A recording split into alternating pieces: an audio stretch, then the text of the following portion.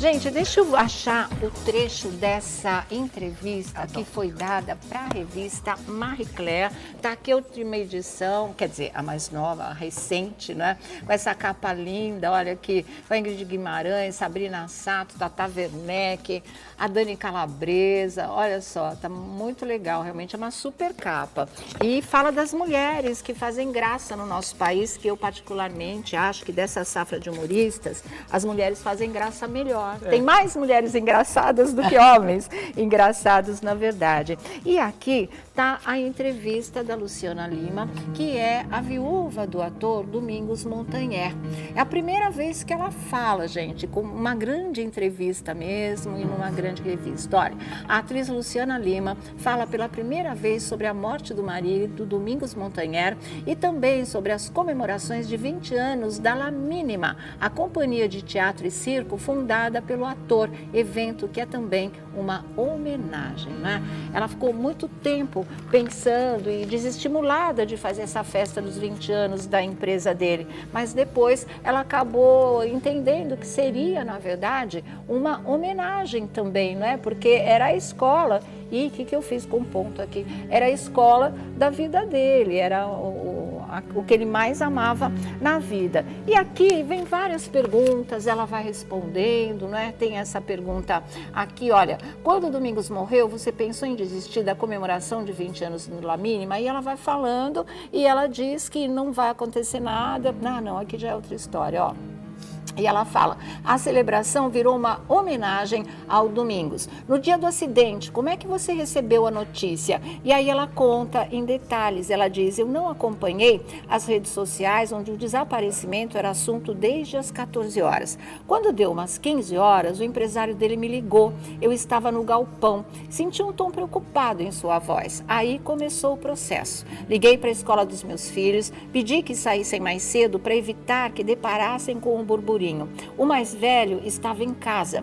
Assim que cheguei, disse a ele o que estava acontecendo e ele respondeu, não vai acontecer nada, meu pai sabe nadar e não pode ir contra a correnteza. Vai se deixar levar, alguém vai encontrá-lo. Concordei e pedi para não entrar em redes sociais. Perto das 18 horas, chegaram os pequenininhos. Muitos amigos nossos já estavam ali conosco. Expliquei o que acontecia.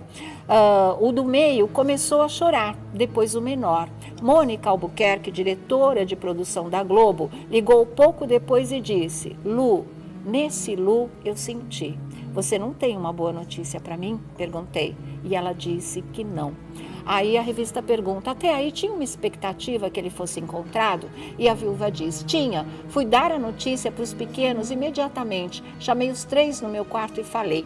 Desde então, entrei em um estado estranho. Aos poucos fui voltando, tocando a vida. Os amigos e a família foram fundamentais para dar suporte psicológico, físico, estrutural. E aí vem a pergunta, não é? Como lidou com os boatos de que Domingos tinha um caso com Camila Pitanga? E ela diz, estou ouvindo isso explicitamente com essas palavras só agora por você. Eu me blindei para que só o que fosse significativo chegasse até mim.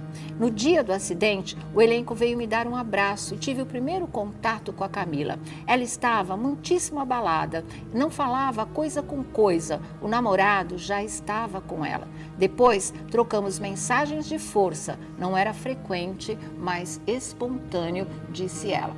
E parou por aqui, foi a única explicação que ela deu. Se procurou ajuda na religião, né, que é a próxima pergunta aqui, busquei conselhos espirituais, o espiritismo, a cabala, absorvo qualquer coisa que transmita uma mensagem reconfortante. Tento transmitir essa calma para os meus filhos, eles perguntam, por que meu pai? Por que agora? Ele não sabia nadar? São respostas dificílimas, é preciso base espiritual para acalentá-los e dar sentido a essa dor.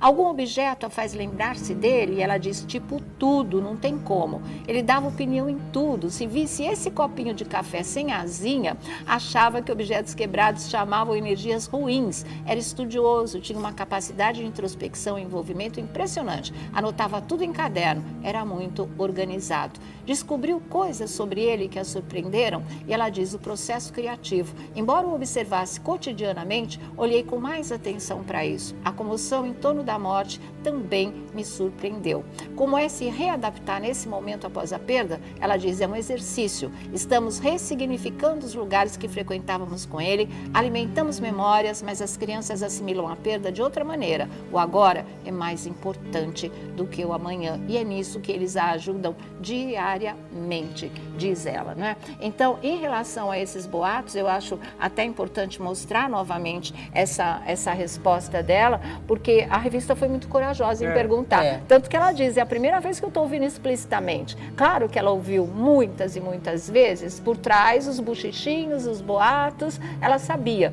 o que estava rolando naquela época em termos de buchichos, de boatos que se espalhavam, né? Assim como o namorado da Camila ouviu muito naquela época também. Verdade. Vocês imaginam a barra que eles seguraram. Então ela diz, estou ouvindo isso, aqui ó, como lidou com os boatos de que Domingos tinha um caso com Camila Pitanga. E ela diz, estou ouvindo isso explicitamente, com essas palavras, só agora por você. Eu me blindei para que só o que fosse significativo chegasse até mim.